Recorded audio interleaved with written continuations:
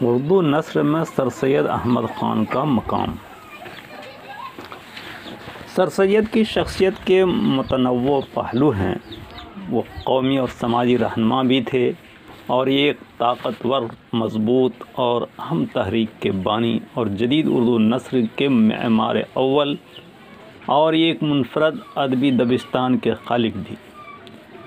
سر سید کی تحریک صرف ادب سے متعلق نہیں تھی، بلکہ اس عہد کے مسلمانوں کی سیاسی، تہذیبی، سماجی، اقتصادی، علمی، ادبی اور روحانی زندگی پر مشتمل تھی، جس نے ادب اور زندگی کے نئے رشتوں کی شناخت کی۔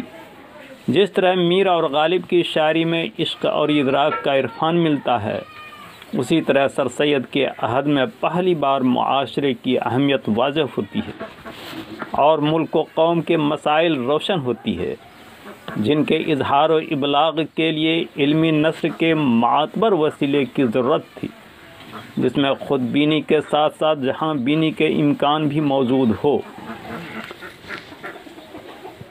اس نثر کا آغاز تہذیب الاخلاق سے ہوا۔ اس کے قبل اردو نثر 4 مرحلوں سے گزر چکی تھی۔ ملا وجہی کے سبرس سے میر عطا حسین تحسین کے نوطرز مرصع تک اس کی پہلی منزل تھی۔ نوطرز مرصع سے فورٹ ولیم کالج تک اس کی دوسری منزل اور فورٹ ولیم کالج سے غالب تک اردو نثر کی تیسری منزل آتی ہے۔ چوتھی منزل خطوط غالب سے شروع ہوتی ہے، جس میں سادہ، سلیس، بے ساختہ، سنجیدہ اور مکالماتی نثر کو فروغ ہوتا ہے۔ اس درمیان سودا، انشا اور ولی اللہ دہلوی اور ان کے صاحبزادوں کی نثری کوششیں مختلف ارتقائی مرحلوں کی حیثیتیں رکھتی ہیں، لیکن تہذیب الاخلاق کا اجرا ایک بے حد اہم مرحلہ نثر ہے۔ انجم اعظمی کے لفظوں میں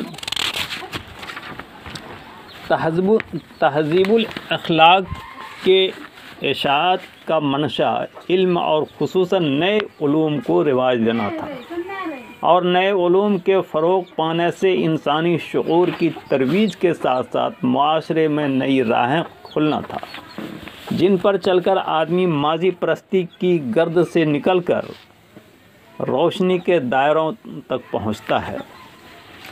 اردو نثر کو یہ جہاں بینی سر سید نے دی، ہمارے سیاسی اور تہذیبی زوال نے اس اجتماعی ادراک اور معاشرتی شعور سے ہمیں محروم کر دیا تھا۔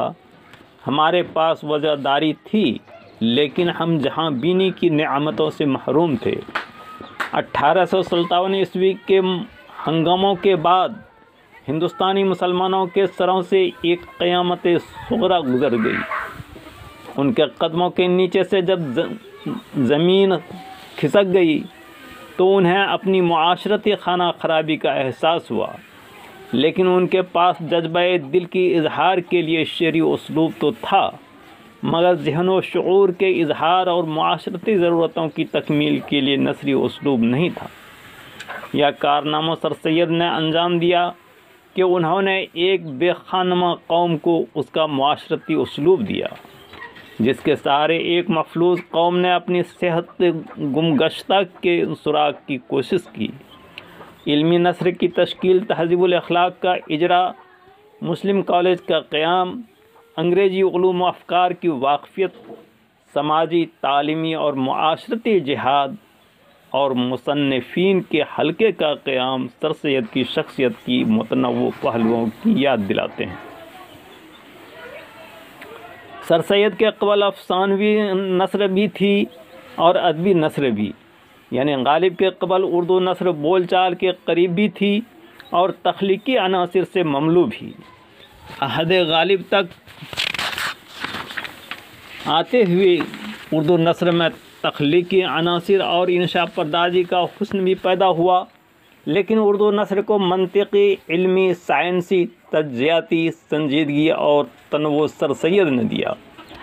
ان کے رفقا حالی، شبلی، محمد حسین آزاد، نذیر احمد، محسن الملک، وقار الملک اور دوسرے ادیبوں نے اردو شاعری کے ساتھ ساتھ اردو نثر کو زندگی اور سماج کے تقاضوں سے اس طرح ہم آہنگ کیا کہ اردو نثر، افسانہ، ناول، ڈرامہ، تنقید، صحافت، انشائیہ، فقاہیہ وغیرہ کی صفوں میں دیکھتے ہی دیکھتے معتبر ذریعہ اظہار بن گئی۔